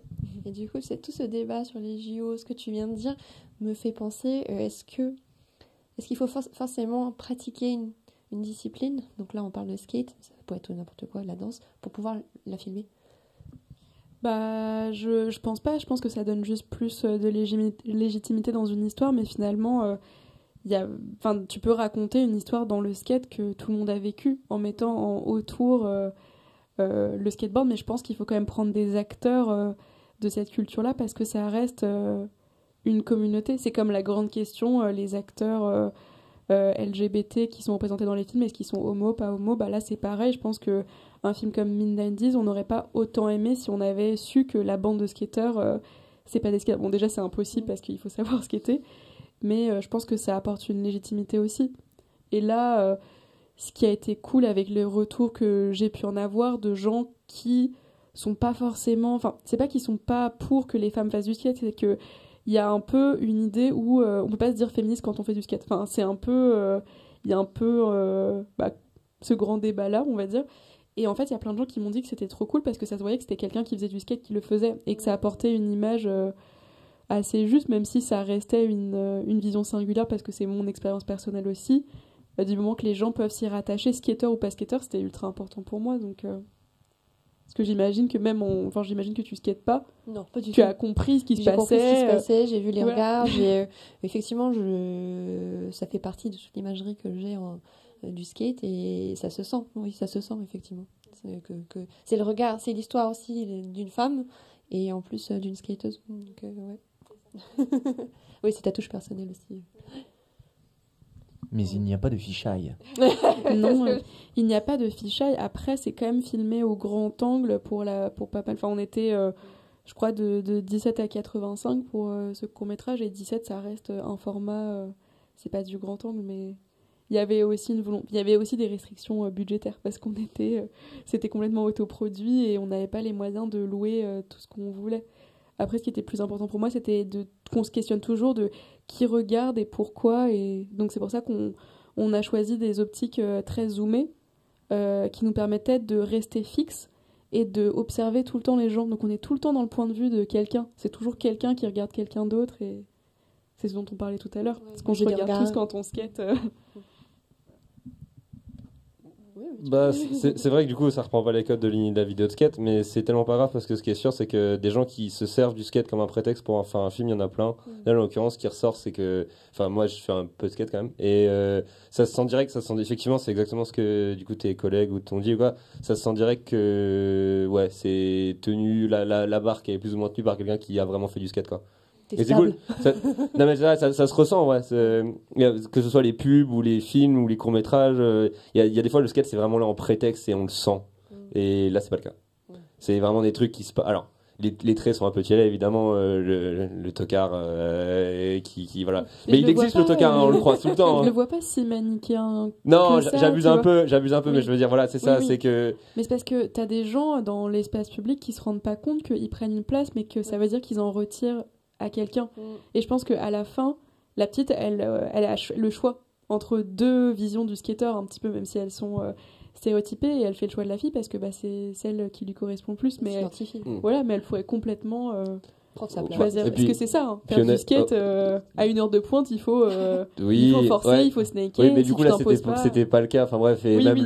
le fait de pas dire pardon quand tu bouscules quelqu'un sur le transfert, c'est quand même c'est bon, t'es skater, tu peux aussi être humain, t'as le droit hein, de Oui. dire pardon, c'est pas. Après, je sais pas, moi, mes premières expériences de skate, c'était ça. On me disait pas pardon, je me suis déjà fait tabasser Ouais. juste parce que je faisais du skate. Enfin, c'est juste, pour tu ça que ça sent que c'est des expériences qui sont vraies. Enfin, je veux dire, il y a rien qui faisait faux, il y a rien qui faisait artificiel, ce qui arrive très souvent. Que ce soit dans les pubs pour Nescafé ou les films de fin d'études de certaines personnes qui ont clair et c'est pas grave mais qui se sont dit ah le skate c'est cool je vais faire quelque chose mais qui retranscrivent pas quelque chose qui ça reste un fantasme. est ouais voilà ce qui est sport. Enfin, perçu cette comme culture. Il y a réel. beaucoup de fantasmes dans les clips vidéo, hein. C'est beaucoup ça. Ouais. Ouais. Bah, c'est s'amuse bien, influencé. ça Ça dépend qui fait quoi. Là, il y a eu un très beau clip qui a été tourné à Causet, justement, qui date un peu, je crois, de 1 an ou 2. C'est Pogo Car Crash Control qui filme dans le bowl. Et c'est des Pogo. skateurs. C'est Pogo comme le Pogo. Car Crash comme un accident de voiture. Contrôle. Ouais.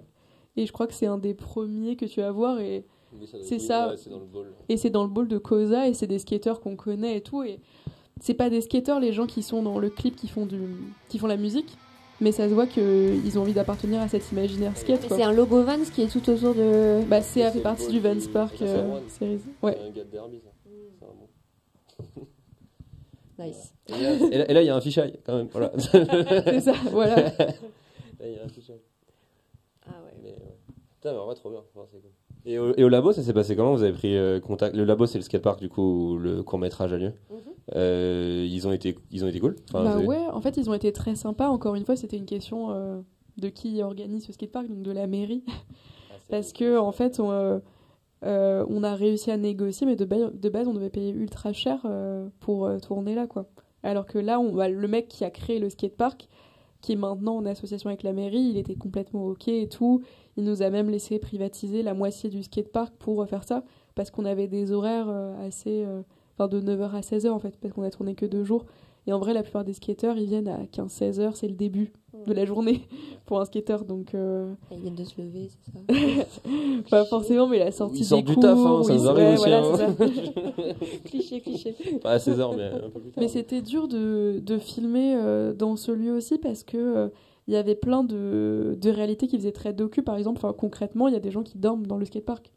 Et on n'allait pas leur dire bougez avec vos tentes. Enfin, ils habitent là. Pendant qu'on a tourné, ils se faisaient à manger sur leur barbecue et très bien, ils font partie de cet espace-là, quoi. Enfin, Parce que le labo, bon, c'est pas la vidéo, mais c'est encore un autre pan qui fait que le skate, c'est pas juste un sport. Le labo, c'est un spot qui a été créé par la communauté, pour la communauté.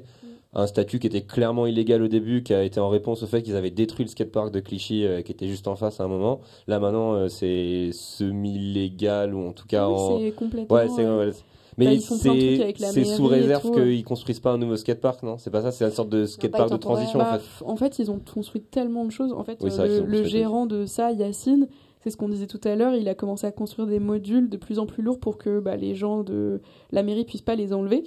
Et donc, à la fin, ils leur ont dit, bon, vous allez... D'accord, on vous donne l'autorisation parce que ça se voit que ça commence à être géré et tout.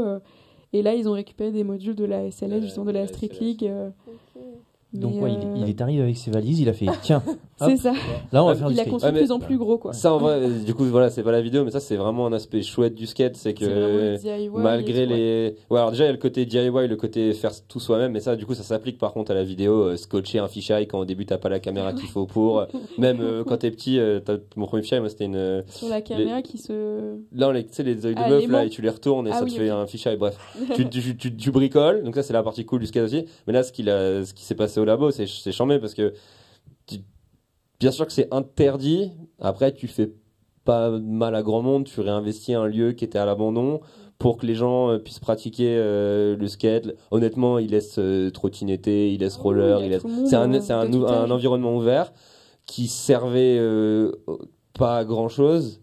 Et à part être acheté à côté, maintenant, il y a une boîte de. Il y a des terrains de City. Oui, c'est ça, Mais le alors foot, attention, parce que les terrains de City c'est génial, mais là c'est des terrains de City à 120 balles les 1h30 parce que tu peux être filmé en même temps. Enfin bref, c'est Ouais. hyper gentil, c'est vraiment nul. Enfin, c'est pas du tout ouvert à tous, justement, c'est l'inverse du skatepark qui a été créé. Et Parce que ce skatepark il est ouvert, enfin il y a Ah pas de, ouais, il y a pas de alors là, grille, il y a ouvert, rien. ouvert. Ah oui, ouvert. En fait, le Je me ramène, proprio, j'ai il un- habite en face. Et Ouais. il est là tous Ah les ouais. jours. Il y a des cours qui sont menés là Ok. Ouais. par l'école Il- de skate parisienne ou Ouais. d'autres. Ils font des Il y a- initiations avec la mairie et tout. Enfin, vraiment, Il y avait rien, il y avait vraiment rien. Il y avait Mm. pas, il y avait plus de skatepark dans cette ville et un peu d'huile de coude, comment on appelle ça, des palettes, quelques plaques de contreplaqué et ils se sont mis une déterre. Ils ont fait un skatepark. Maintenant, en vrai, c'est un skatepark. C'est pas un skatepark olympique, mais c'est un skatepark. Il y a des gens qui pratiquent de tout genre, de tout âge, de toute pratique aussi. Il n'y a pas que du skate. Et c'est cool. Ça, c'est vraiment un truc. Pas attendre. C'est pas vrai pour tout, hein, mais pas attendre les autorisations, pas attendre que ça se fasse pour toi ou pour ta communauté et juste bon bah on va le faire et puis si demain c'est brûlé ou si demain c'est enlevé, c'est comme ça. C'est vraiment une partie cool du skate. Et une fois de plus, la vidéo sert parce qu'en fait ces endroits-là souvent, ça sera pas le cas du labo, mais sont souvent éphémères. Et en fait, du coup, la vidéo fixe ça, toutes ces initiatives. Et du coup, tu grandis avec l'idée que, mais avant, sous le pont, il y avait une courbe, elle a été détruite, mais les grands, ils l'avaient faite. Ah, ok, du coup, C'est l'urbex, après, en avec fait, tes potes. ça devient une archive. C'est un peu de l'urbex, c'est plus que ça, tu rajoutes sans autorisation dans l'espace public des trucs. Je l'encourage pas, hein, je dis pas que c'est, il y a des risques, si avec une mauvaise municipalité, il peut y avoir des amendes, plein de trucs. Mais dans l'idée, c'est génial. Il y a le graffiti qui fait ça un peu aussi, mais le skate, c'est quand même spécial. Genre, je verrais bien une courbe là. Ok, on est des potes motivés, on a 25 balles à mettre à Casto, allez, 5 sacs de béton. Du coup, ils construisent leur décor pour leur super vidéo. Ouais, c'est ça, et ta vision en fait, c'est ça qui est cool. Avec mon équipe, avec mon crew, on a envie de skater ça, il n'y a pas ça dans le coin, comment on peut rendre ça possible? Et ça, c'est vrai que c'est cool, parce que voilà. Et c'est bien aussi d'aller voir la mairie, lui demander un skatepark, des subventions et tout, mais ça prend longtemps. C'est une question d'imagination, en fait. Qu'est-ce qu'on voit à un endroit? Bah, ça part de ça, en fait. Le skateboard, je pense qu'à chaque fois, les figures, elles ont été créées par un imaginaire. Et parfois, tu es dans la rue, tu te dis, s'il y avait juste ce petit bout en plus, ce serait génial. Et donc, qu'est-ce qu'on fait? Bah, on le construit parce qu'il n'existe pas, mais qui pourrait exister. D'ailleurs, c'est drôle parce que souvent ces décors-là finissent par reproduire des choses. Enfin, j'ai pas les termes. Mais il y a des. Les rampes, c'est des vraies rampes. Ouais. Enfin, il y a plein de. Le reproductions. ball, c'est une piscine. Voilà. Et dernier truc que je trouve cool, le parallèle entre ce que fait Mehdi et le DIY de béton, c'est s'affranchir de toutes les lourdeurs Enfin, par exemple, si tu découvres la vidéo avec un premier taf d'assistant cam, troisième assistant cam sur un gros tournage, je me dis, mais jamais je pourrais filmer de ma vie. Et en fait, si tu rentres dans la vidéo via quelque chose comme le skate, tu sais que toute ta vie, il y a des gens, ils prennent juste une caméra qui est semi-valable, ils se mettent à filmer. Et en fait, ils filment. Il n'y a pas besoin d'avoir... Au début, pour les premiers projets, il n'y a pas besoin d'avoir une équipe de 10 personnes, une personne qui s'occupe de prendre tes batteries sur le chargeur, une personne qui s'occupe du catering. On se débrouille. On va au supermarché. C'est une question de qui tu connais aussi. Oui, mais ta perception du truc, c'est do it yourself, quoi. C'est en mode, pour moi, c'est un truc qui revient, ça. En mode, ça n'enlève pas que pour les gros projets, avoir une équipe, c'est normal pour faire les choses bien. Ah oui, mais je veux dire, tu sais que c'est possible de le faire seul ou en équipe sans être professionnel. Et moi, c'est un truc, ça, je vois des potes qui ont commencé la vidéo en faisant des clips et tout, et ils me disent, non, mais attends, mais là, tu vas prendre ce job, tu vas même pas louer un dolly ou je sais pas quoi. Bah non, je vais pas louer de dolly, je vais prendre un. Ils veulent un truc streetcore, ils vont avoir du fisheye, c'est tout. Non, mais c'est vrai. Et tu vois, et ça, c'est un truc. Enfin, ouais. Bref, pour rejoindre la vidéo, c'est un truc que je trouve vraiment cool. C'est parce que le skate, et on n'a pas parlé des caméras, et c'est trop la flemme parce que c'est technique pour rien, mais la bonne caméra du skate, en fait, elle coûte pas très cher. Souvent, elle est en retard. Là, la caméra de base, c'est la P2 dans les vidéos de skate. Hein, la P2, elle est discontinuée depuis 2009. C'est que des caméras que tu achètes sur le Bon Coin, sur eBay, qui coûtent moins de 1000 euros si possible. Et 1000 euros, c'est déjà un budget, mais là, avec 1000 euros, tu travailles pour des grosses marques. Pourquoi cette caméra spécifiquement? Parce qu'en fait, tu recopies les vidéos qui marquent une époque. C'est parce que Strobeck l'a utilisé pour les Suprêmes, parce que les machins, et toi, tu veux faire pareil. Il y a un profil image, des trucs qui permettent, des fichiers qui vont dessus, ça dépend aussi beaucoup du fichier.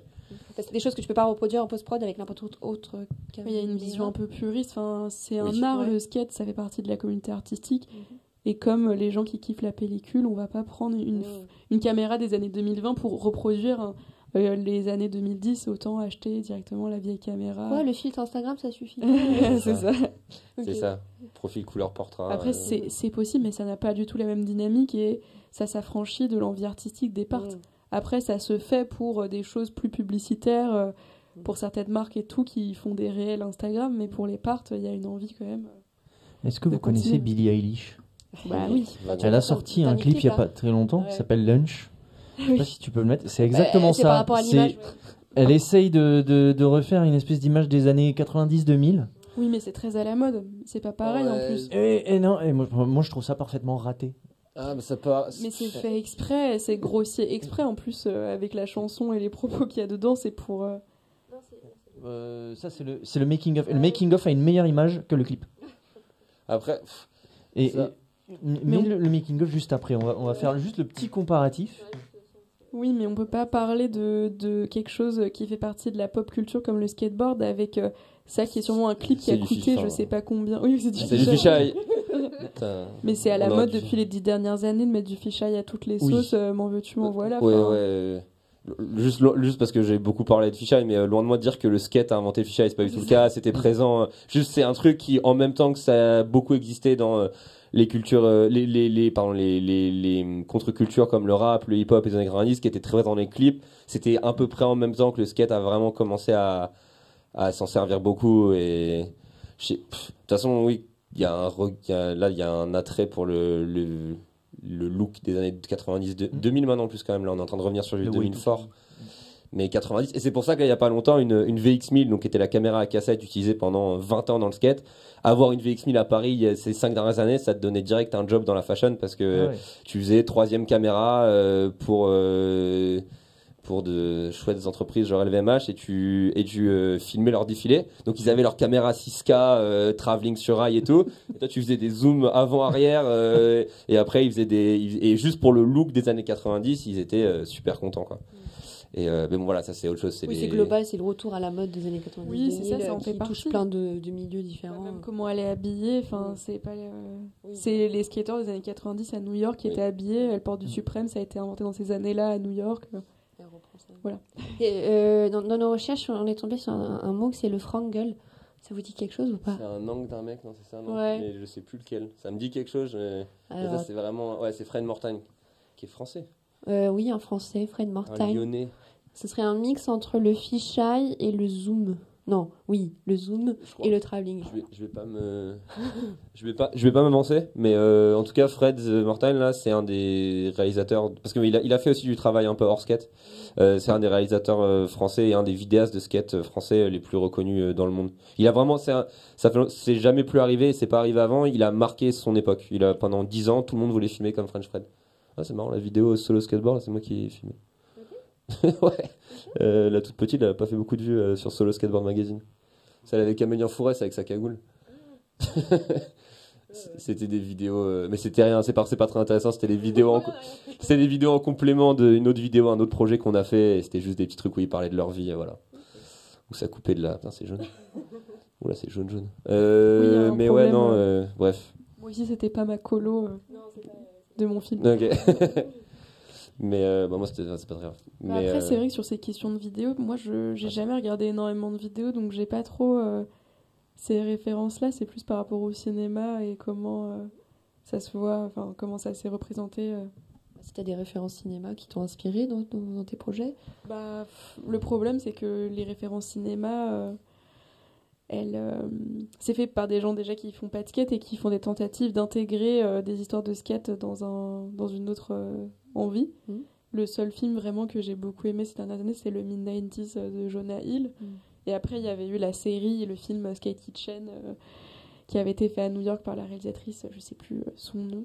Mais c'est ça qui est dommage, c'est que finalement, c'est très très filmé le skateboard, mais dans le cinéma, ça a toujours une place un petit peu secondaire. Et c'est rare qu'il y ait de forts personnages principaux, skateurs ou skateuses. Parce que je pense que ça reste un petit peu des gens mystérieux, des gens qu'on fantasme encore une fois. Justement, ça marcherait très bien au cinéma. Ouais, Ça. ouais, mais oui. je trouve aussi un truc, c'est que souvent on tombe dans le cliché du. Enfin, je sais pas parce que j'ai pas regardé le film, mais en fait, le skater dans un film, il a 13, 15. Bah, après, dans Mid-90s, après, c'est l'histoire, mais c'est vraiment un très beau film sur le coming of age, Oui. sur la relation Oui, c'est à l'âge différent. adulte et Mais- tout. Et sur, Alors sur que- l'alcoolisme infantile un peu aussi. Oui, et autres. Non, mais par exemple, il y a beaucoup de films de skate qui sont vraiment ennuyants parce qu'on dirait pas de critique envers Disney Channel, mais on dirait vraiment des teen movies, enfin des films pour alors il faudrait que je fasse cette figure à cet endroit pour que ma carrière décolle, et c'est 1h30 de ça, et t'es en mode mais putain, mais on s'en fout quoi. Genre, Il y a c'est des gens pas- qui font du skate qui font ce type de film aussi. Ouais. La team de Midnight, ils ont fait un film, bon je citerai pas qui et tout, mais Ouais. c'est pas très intéressant non plus, parce qu'il faut quand même avoir une envie de cinéaste, et Oui. parfois t'es pas à la meilleure place. Ouais, mais c'est Oui, ça, oui. c'est ça le truc quand Mais tu c'est fais ça un qui est film de skate. l'entre-deux un petit peu particulier. Parce que tous les films qui ont été faits sur le skate, on va citer Larry Clark forcément, Oui. c'était pas non plus... Enfin, c'était pas... Ce qui est intéressant, c'est que c'était pas des gens qui appartenaient au milieu, donc ils voyaient ce que les skateurs ne voient pas. Mais en même temps, ils le montraient mal parce qu'ils comprennent pas non plus tous les codes. Mais toi, par exemple, en tant que réalisatrice, qu'est-ce que tu penses d'un film comme le film qui est cité dans tous les articles qui parlent de vidéoskate, Lords of Dogtown, C'est très particulier parce que en même temps, c'est fait par une réalisatrice, donc je suis content. Oui, Mais tellement à la rue que je sais après, je trouve que c'est une très bonne introduction au skateboard quand tu connais pas, mais encore une fois, ça reste de l'ordre du fantasme. Il y a plein de personnages féminins qui ont été complètement effacés, dont Peggy Gou, qu'on voit 5 secondes dans le film. Mais je trouve que c'est quand même révélateur de ce que c'est le skate. Enfin, ça montre quand même beaucoup de choses, ça montre comment ça a évolué, et même si il y a plein de gens en fait, qui font partie du skate qui n'ont pas envie d'entendre ce que c'est le skate, mais ça reste... Il y a quand même beaucoup de facettes de ça qui sont exprimées, et chaque personnage, en fait, ce qu'ils ont essayé de faire, c'est que chaque personnage représente un peu une vision du skateboard. Il y a celui qui veut être dans la compétition, celui qui veut rester rock'n'roll à fond et qui s'en fout de tout, qui dit fuck le système. Il y a celui qui perd pas tout à fait la vie à cause de ça. Ouais. Lords, L-O-R-D-S. RRDZ. Mais ce film-là, c'est... Ouais, t'as gagné une fois. il est emblématique parce qu'il raconte l'histoire de Ouais, la ça création du skate. En tout cas, c'est une tentative. Et dans sa manière de filmer, ça reste Un film. Ouais. Voilà. Ouais, mais tu vois, après, c'est un autre sujet, mais quand je l'ai regardé, la première fois, je devais avoir 15 ans, je pense, ou un peu Mhm. plus. Je trouvais, ouais, c'est ça, c'est ce que je vis, c'est assez proche et tout machin. Et en fait, non, maintenant j'ai 27 ans, il y a des gens qui ont 35, 40, 45, 50 ans qui skatent encore à fond. Des C'est personnes. pas les mêmes années. Ça se Non. passe dans les années 70 aussi. Non, Vous n'avez je- pas d'exemple de papa skate et de maman skate Non, à non, bien, l'époque. bien sûr, mais du coup, pendant longtemps, ça a été une des seuls films qui a été Ah bah vraiment oui. beaucoup vu, qui représentait le skate. Donc, on était tous, voilà, des skateurs de pool, qui avaient pas de taf et qui genre, enfin, c'était un peu, en fait, en le re-regardant, enfin, tu vois, tout ça là, toute cette imagerie là, ça m'a fait trop, ouais, ça m'a fait trop bizarre avec du, ouais, ça aussi, enfin, ça arrive plus du tout, enfin, bref. Ouais, mais ça se passe dans les années Oui, 70. non, mais c'est important d'un point de vue historique. Mais c'est vrai que comme ça a été le seul référentiel à un moment de genre skater le skater, genre moi, quand j'étais kid, on m'arrêtait pas de me demander ça, genre ouais, tu skates des poules, et après tu sais, ça fait les Ah signes oui. comme ça là, et machin, et t'es en mode, waouh frère, non, Ça, en c'est fait. un signe Ouais, de justement, surfeur. justement, mec, le film il se passe dans les années 60, genre là on est en 2010 à l'époque, Oui. c'est genre. Alors que Mindadi, ça se passe tout de suite dans la rue. Ça se Oui, passe mais du pas coup, le dans les film est poules. arrivé quand même vachement plus tard. Ah oui, ça date de 2016. Après, c'est 2018, crois. ouais. 2018. D'ailleurs, mais ouais, mais bref, je sais Mais que ce ça n'a pas le même but. Et oui, c'est pas produit par les mêmes personnes. Non. Et il n'y a pas un style film d'auteur dans Lord of Dogtown. C'est un film à grand public qui est fait pour attirer du monde vers le skate. Produit en Californie, donc qui raconte des histoires californiennes Ouais, aussi. Jonah Hill, il n'avait pas du tout la même intention. Le skateboard, c'est un prétexte pour montrer ce petit garçon qui grandit et qui trouve un refuge dans un milieu, mais ça pourrait être la danse. Tu vois ce que je veux dire? Ouais. Il kiffe sûrement le skate et tout, mais ça pourrait être. Ouais. ouais, fiché. Bah, ça, c'est Bah. censé être des images prises par eux. Ouais. Dans le film, il y a des moments où ils font comme si il y a un des personnages qui est caméraman en fait. Mais là, C'est comme si on voyait les images de Thomas dans le film, quoi. Et c'était un personnage. là, l'image, sur les marches, il y en a au moins 4 qui sont skateurs pro avant d'être acteurs, quand même 3. Ouais. Bah, tous, en fait, c'est une bande de, Oui, de c'est skateurs. les mecs de Illegal Steve. C'est Qui est ça. pas d'ailleurs le crew le plus recommandable. Mais c'est une autre question. Il leur arrive de trop bricoles. Mais ouais, à gauche, il est super pro, je sais plus. Nigel Smith. C'est Nigel Smith, hein, à gauche. Si, c'est Nigel Smith. Il est beau, je crois. Bah, lui, il est professionnel. Genre, il fait pas les compètes, mais il pourrait. Et les autres, ils sont pas pro, mais ils ont vécu du skate à un moment. Voilà. Donc, c'était marrant, ça. Et c'est vrai que c'est un bon film. Mais je préfère largement Mid-90s, du coup, que Lords of Dogtown, par exemple. Même si, une fois de plus, Oui, c'est pas du c'est tout la même normal. compète. C'est normal, je pense. Quand on a un peu une sensibilité autre que d'avoir envie d'avoir le spectaculaire que ça peut être le skateboard, on préfère mid-90s. Après, maintenant, il y a beaucoup de films plutôt documentaires qui essayent d'épouser un peu plus que ça le vécu des skateurs. Oui. Mais c'est pas la même chose et c'est pas distribué de la même manière. Ça reste des films. Les gens ont vu mid-90s, en vrai. Quand on parle de Jonah Hill, tu sais qui c'est, tu connais A24, il gagne tous les Oscars depuis des années, là.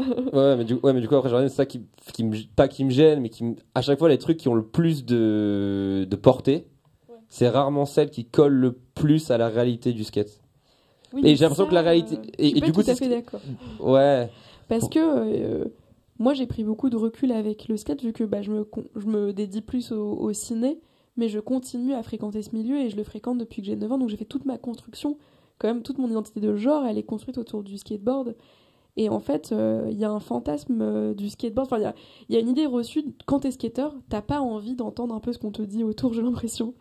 Et en fait, le skate, ça reste un truc où il y a beaucoup d'inégalités, les gens sont pas tous sympas, et en fait, c'est un peu cours de récré, finalement, vraiment. C'est pas des enfants qui jouent. Mais par exemple, on en parlait tout à l'heure, République, pour moi, c'est le lycée. C'est la cour du lycée. À qui on parle pas, qui fait quoi, machin, qui est sapé comment, et toi, tu payes combien ton truc, et est-ce que t'es sponsor. Et il y a plein de gens qui sont pas capables d'entendre ça dans le skate, aussi. De la même manière qu'il y a plein de gens qui sont pas capables... Parce que ça, c'est Mais je dis ça, pas c'est la des- réalité du skate, ça. Oui. C'est triste, c'est la triste réalité Oui. du skate, mais c'est la réalité du skate. Oui. Plus qu'on est tous amis, Ah bah oui. on roule, on descend la rue, c'est trop stylé. C'est ça, c'est un prisme de la société, donc ça peut être que comme la société, et la société, elle est imparfaite, et le skate aussi. Ouais. C'est juste que du coup, de dire que dans des films de fiction, des gens prennent les stéréotypes, ça vient de C'est le quelque reflet. part aussi. Oui, ouais. Je pense que Larry Clark, il invente pas un viol dans Kids. Enfin, Non, mais. C'est le reflet de la société. C'est ça. Oui. Comme le racisme qui est montré dans Kids aussi ou dans d'autres films. Oui, mais après, je vais arrêter. Mais le seul truc, c'est que du coup, pourquoi est-ce que quand un mec vient de parler au bar à 2h du mat et qu'il voit que t'as une planche, il est nécessairement à côté de la plaque? C'est parce que, comme tu dis, en fait, c'est fantasmé à chaque fois. Il va forcément te dire un truc qui est à côté de la plaque. Oui, Parce que, mais et comme c'est ça, tout. il va dire, mais attends, moi j'ai vu ça, tu vois. Enfin, et il va te citer, voilà, Mid-90s, ou il va te citer c'est comme Lords of tout. Dogtown. Tu vois, je sais pas, Bah, t'as un milieu de quelqu'un qui kiffe pas la natation, je vais être en mode ah ouais, trop stylé, tu fais du crawl. Non, je sais pas, je dis de la Oui, merde, mais tu vois, oui, mais c'est du- pas une question de Tu connais skate Laure ou pas. Manodou, quoi. C'est Oui, ta c'est ça. collègue. Ouais, bah, c'est voilà, ça, voilà. vois. Tu connais Tony Hawk. C'est voilà. c'est comme tous les trucs connus. Enfin, je sais pas, Ouais, je sais pas. il y a un geek, je suis en mode tu joues à Donjons et Dragons. Enfin, je sais pas, Ouais, je t'entends, mais. Ouais, je sais ça pas. s'applique à tout. C'est juste qu'il faut. C'est les Le codes. skate c'est particulier, mais il faut arrêter de penser que Oui. c'est que un truc très très unique. Bah, ok. C'est parce qu'on en appartient qu'on a envie de le croire. Et Mais- après, je vais arrêter avec le foot parce que j'ai parlé de foot, beaucoup trop de foot. Mais un match de foot, genre une finale de Champions League, ça fait plus de vues qu'un film sur le foot. Alors que nous, les vidéos de skate, le vrai skate, la pratique skate, feront toujours moins de vues Oui. que les films sur le skate. Ouais. Du coup, les personnes ont plus une idée réelle de ce qu'est le foot que ce qu'est le skate. Et ça, c'est le seul truc qui me fait bizarre avec. Genre là, quand toi, Un décalage. Et je- ton court métrage, il est réalisé par une skateuse et ça se sent. Ouais. Bon, le cas de Mid-90s, un peu, mais je sais pas, je c'est trouve pas qu'il. réalisé par quelqu'un qui en fait, mais ça se voit Oui, il a toujours été proche, il connaît Ouais, les codes, il mais inclut il est quand aussi, même il pas. inclut des gens de la communauté. Tu vois, et ouais. c'est ça qui me fait bizarre, c'est qu'en fait, les gens, c'est pas vrai pour toutes les pratiques, c'est loin d'être vrai pour toutes les pratiques. Les gens sont plus confrontés à une image fantasmée du skate qu'une vraie image de skate, ce qui est pas vrai pour plein de pratiques. Et ça, c'est dommage. Et justement, c'est trop cool que toi, justement, t'attelles à la tâche de vraiment relier les deux. Mais c'est vrai que là, actuellement, moi, ça qui m'a toujours gêné avec les films de skate. Moi, je vais avoir tendance à même pas vouloir regarder un film où il y a du skate. Ouais. Bon, là, Mid-90s, Ça va te il était. méfier, Mid-90s, il était inesquivable. Mais parce Lord of que- Dogtown, il était inesquivable. Mais Je pense que le foot c'est tellement cadré que bah il y a un imaginaire aussi limité et donc il y a plus de choses sur le foot. Donc il y a moins d'histoires, enfin au bout d'un moment les histoires s'épuisent aussi et l'imaginaire du foot il est assez normé et alors que le skate justement c'est ça, c'est de l'art et il y a plein de choses qui se mélangent donc Ouais. on peut faire plus ce qu'on veut et il y a 1001 formes différentes alors que tu peux regarder plusieurs films ou docus sur le foot, c'est rare que tu sois très étonné de ce que tu vois alors que dans le skate C'est un chaque mec qui film court après un ballon. oui c'est plus limité alors que J'en sais rien, je connais rien au foot. enfin à part je sais pas la série foot de rue qui passait quand on était petit ça m'a étonné Oui. mais sinon en vrai de vrai Y a ou pas de Galactic création. Football Non mais c'est vrai, ils vont pas se mettre à C'est les ça. dribbles, je sais pas, genre, je sais pas. il y a pas des grosses inventions alors que dans le skate ça se renouvelle tout le temps il y a des nouveaux sites parce que ça fait partie intégrante de la culture et ça change tout le temps et tous les films sont plus uniques je trouve sur le skate même si on retrouve des personnages emblématiques comme le garçon de 12 ans qui va commencer à skater. D'ailleurs, il y a toujours un garçon qui skate dans le Netflix. Stranger Things. Oui. Ouais, mais c'est parce que c'est l'époque, non? Je sais plus Ouais, quand ça se passe. peut-être. Oui, Ils 1984. font du vélo et du skate. Oui. C'est ça. Tu allais dire quelque chose, Benoît? Non, j'allais continuer sur le foot. J'étais en train de me dire, Là, j'ai beaucoup je suis pas trop sûr que si participé tu à regardes des foot. la Champions League, t'aies une véritable idée de la réalité du foot. Oui, c'est ça. Non Ah, plus. je pense. Je pense que si tu poses une question à quelqu'un qui fait du foot, mais pas au niveau de Champions League, mais je sais pas, même au niveau local, est-ce que lui, il pense que la Champions League, ça reflète la réalité du foot? J'entends. Vraiment. Ouais, là, c'est Ouais. bien deep, mais ce que je voulais, ouais, non, mais peut-être que carrément, puisqu'une fois de plus, j'y connais rien au foot, mais l'idée pour moi, c'était vraiment juste que la pratique pure, la pratique est plus mise en avant que les histoires qu'on raconte autour. Et le skate, à chaque fois, c'est plutôt des histoires, pas toujours racontées par en plus des gens qui font partie de ce milieu-là, qui est plus mis en avant, touche plus de gens que les réelles vidéos, les productions de skate, quoi, les vidéos produites par des gens qui skatent ou de skate. Je dis pas que c'est grave, en vrai, je m'en fous, c'est normal en fait, parce que une histoire, c'est beaucoup plus intéressant qu'un enchaînement de figures auxquelles on comprend rien ou on a rien à foutre. Et l'imaginaire que tu te construis avec toutes les images que tu as vues, les MTV, tout ça, Oui. l'imaginaire et l'univers du skate en fait. Ouais. Parce que qu'on ça parle de embarque plein de communauté, choses, on il y a parle Pas de fringues, but on parle dans le de... skate. Dans le foot, il y a l'envie de battre quelqu'un. Alors que dans le skate, on se bat à soi-même et on fait mieux que soi-même. Enfin, ok, on fait des figures. Il y a les JO quand même maintenant. Ouais, mais c'est une question de points. Tu vois, tu fais plus de points que quelqu'un d'autre, tu gagnes pas vraiment contre quelqu'un d'autre. C'est pas un affrontement tant que ça. D'ailleurs, Ah, les gens tu les- s'applaudissent. Tu les vois, ouais, alors ça. Mais tu les vois, les coachs là qui se donnent des conseils en mode ah, tu devrais faire ça au prochain run et tout. Enfin, on est tellement parti loin maintenant. Oui, mais c'est pas. Tu devrais faire ça pareil, parce tu que vois. lui, 99% de chances de rater son troisième try. J'ai regardé tous ces passages de contest de 2017 à 2021. Il y a Mais des analyses maintenant. Il n'y a pas de but. Tu vois, alors que le foot, bah, c'est un Ça- enjeu, il y a 90 minutes et il faut que quelqu'un ait mis plus de points que l'autre. Ça- Bon, Bah, ce concrètement. sera les prochaines rencontres autour Ouais, du c'est un foot. autre débat. C'est un Non, autre non, débat. C'est un autre Mais en débat. tout cas, c'est intéressant de voir qu'il y a peut-être un décalage effectivement entre donc les personnes qui ne skatent pas, qui vont avoir une certaine image, peut-être un fantasme, comme tu le dis, sur le skate, et ceux qui le pratiquent, qui vont avoir voilà, peut-être une autre vision. Et donc ça reste à découvrir au cinéma ou dans la musique ou dans les différentes vidéos qu'on verra sur Internet. Parce que je pense qu'il y aura encore beaucoup de choses qui vont circuler, peut-être encore plus autour des JO. On va conclure parce qu'on a ouvert des portes, mais on a voilà, Comme d'hab. comme d'hab, on On pose n'a des jamais la clé pour questions. refermer. C'est ça. Sauf si vous voulez rajouter quelque chose que vous n'auriez pas dit, que vous souhaiteriez rajouter. Bon bah très bien. Bah merci beaucoup. Faites du skate. Faites du skate. Et pas au JO. Respectez la Tant culture. que ça, faites ce que vous voulez. Hein. On tolère. Ok, merci beaucoup. Merci. Merci.